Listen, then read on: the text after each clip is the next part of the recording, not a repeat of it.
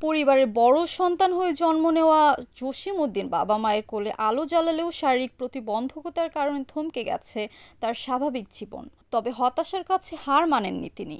দুই পায়ের ভরেই লড়াই চালিয়ে যাচ্ছেন জীবনের কঠিন সংগ্রামে। হানিফ তশিরন দম্পতি একসময় ভেবেছিলেন তাদের ছেলে সমাজের অভিশাপ হয়ে রয়ে যাবে, কিন্তু সেই আশঙ্কা ভুল প্রমাণ করে জসিমউদ্দিন এখন সমাজের অনুপ্রেরণা। প্রাথমিক ও মাধ্যমিক শিক্ষার গণ্ডি পেরিয়ে বর্তমানে তিনি ফরিদপুরের রাজেন্দ্র কলেজের ডিগ্রি দ্বিতীয় বর্ষের শিক্ষার্থী। পড়াশোনার পাশাপাশি সবজি বিক্রি করে পরিবারের ভরণ পোষণেও অবদান রাখছেন তিনি। ও বেচা কেনা করতেছে সব হলো পাও দিয়ে, ঠিক আছে, পাও দিয়া ওজন দিতেছে, পাও দিয়া মাল উঠাইতেছে নামাইতেছে, ঠিক আছে, তারপর আবার লেখাপড়াও করে ওই পাও দিয়ে, তারপরে টাকা পয়সা নিতেছে পাও দিয়ে, ঠিক আছে, সব কাজই ও পাও দিয়ে করতেছে। সে অন্য কোনো কাজ বাজ করতে পারে না। লেহাপড়ি করিস না, ও লেহাপড়ির অর্থ যোগান লাগে, ঠিক আছে, সেই জন্য ও কাঁচামালের ব্যবসা করতেছে। ও ব্যবসা বাণিজ্যের ওর খুব ভালো সঠিক সৎ লোক, ঠিক আছে। তারপর প্রতিবন্ধী লোক ও সবাই সঠিকভাবে ওজন দিতেছে, ঠিক আছে। কোনো এটা হলো জন্মের থেকেই গরিব, এতিম, অসহায়। ও নানা বাড়িতে থাইকা হইলো লেখাপড়ি করতেছে, নানা বাড়িতে থাইকে লেখাপড়ি করতেছে, পাশাপাশি এই কাঁচামালের দোকান করতেছে। হলো নির্ভীক, সৎ, বুঝছেন, যার কারণে ওর কাঁচামালের দোকানে অনেক কাস্টমার হয়, ওর বেচা কিনাও ভালো হয়, ওর ওজনও কম না, যার কারণে ও আর কাস্টমার সবসময়ের জন্য ওর দোকানে থাকে, বুঝছেন।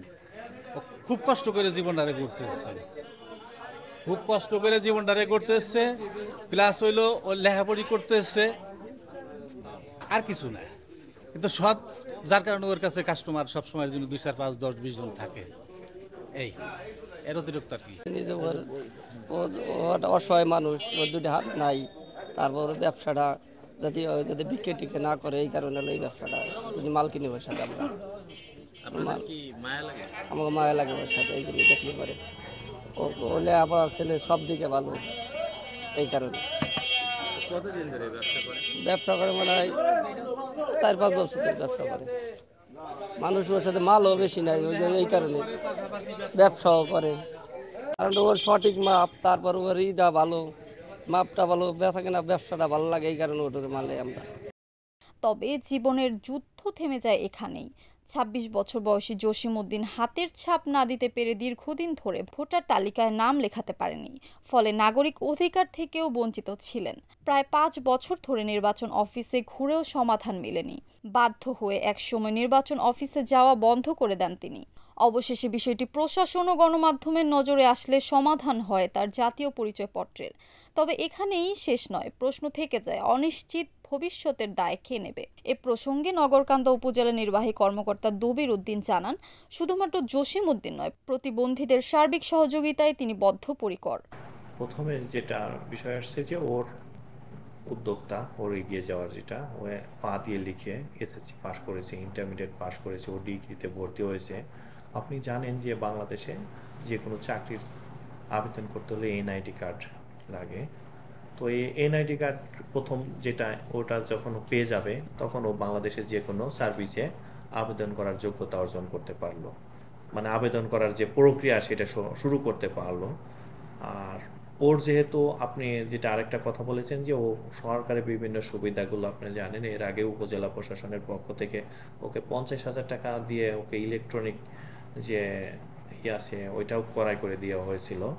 উপজেলা প্রশাসন সার্বক্ষণিকভাবে ওর সাথে যোগাযোগ আছে, কিন্তু আমি আসার পরে আপনাদের মাধ্যমে বিষয়টা অবগত হওয়ার সাথে সাথেই আমি ওর সাথে কথা বলেছি, ওকে ডেকে নিয়ে এসে, মানে আমার ইলেকশন অফিসে ওরাও দেখলাম ও সম্পর্কে এত বেশি ওদের ইনফরমেশন নাই যে স্যার আমাদের কাছে, ও আমাদের সামনে জিজ্ঞাসা করেছিল যে আপনি কি কোনো সময় আমাদের কাছে এসেছেন, তখন ও নিজেই বললো যে না স্যার, আপনাদের সাথে আমার দেখা হয়নি, আগে এসেছিলাম।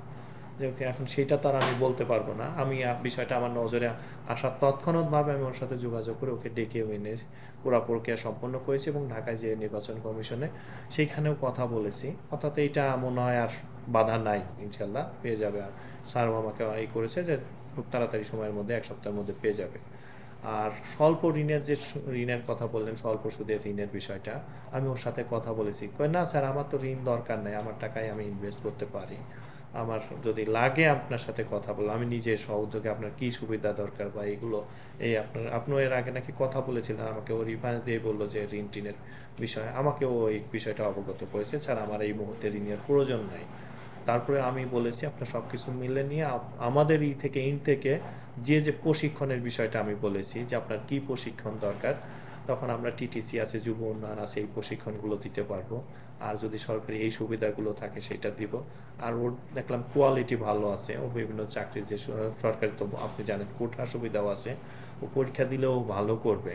তো এই ক্ষেত্রে আমার সুপারিশ বা আমার সর্বক্ষণিক ওর পাশে থাকবে, আমার অনুপ্রেরণা ওর জন্য আছে। আর ওর সাথে তো আমার খুব পার্সোনালি ভালো সম্পর্ক, আমার পার্সোনাল নাম্বারও জানে, তা ওর সাথে আমার যোগাযোগ হবে। সার্বক্ষণিকভাবে আমি এখানে যতদিন আছি এটা তো থাকবেই, এখান থেকে চলে গেলে ওর সাথে আমার ভালো যোগাযোগ থাকবে। আমার বিশ্বাস দেখবেন যে ও একদিন ও ভালো জায়গায় পৌঁছাবে। ওর যেহেতু ইচ্ছা শক্তি, চরম ইচ্ছা শক্তি আছে, একটা মানুষের ইচ্ছা শক্তি আর কমিটমেন্ট যদি থাকে সামনের দিকে সে এগিয়ে যায়। ওর যেহেতু এটা আছে আর আমাদের সহযোগিতা আছে, আপনাদেরও সার্বক্ষণিক ওর মনিটরিংয়ে আছে, দেখবেন ও সমাজে মাথা উঁচু করে বেঁচে থাকবে। জীবনের প্রতিটি পদক্ষেপেই লড়াই করে এগিয়ে চলা জসিমউদ্দিন প্রমাণ করেছেন প্রতিবন্ধকতা মানুষকে থামাতে পারে না, বরং দৃঢ় মনোবলই পারে সব বাধা জয় করতে। জাতীয় পরিচয়পত্র পেলেও অনিশ্চিত ভবিষ্যৎ এখনও তার বড় প্রশ্ন। তবে প্রশাসনের আশ্বাস আর নিজস্ব চেষ্টায় তিনি যে থেমে যাবেন না তা নিশ্চিত। Mohammad Shahjalal, NAN TV, Faridpur.